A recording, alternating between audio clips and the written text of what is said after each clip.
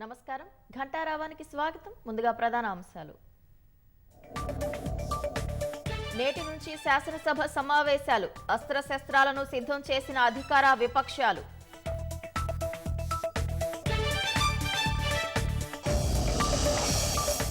నేడు సచివాలయం ప్రాంగణంలో తెలంగాణ తల్లి విగ్రహం ఆవిష్కరణ. అసెంబ్లీలో ప్రకటన చేయనున్న సీఎం రేవంత్ రెడ్డి.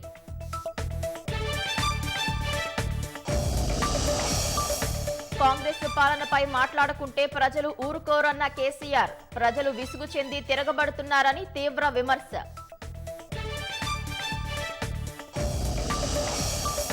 ప్రగతి భవన్లో తరచూ కలిసిన ఫోన్ ట్యాపింగ్ నిందితులు. బీఆర్ఎస్ ఓటమితో డేటా ధ్వంసానికి కుట్ర జరిగిందని పోలీసుల అఫిడవిట్.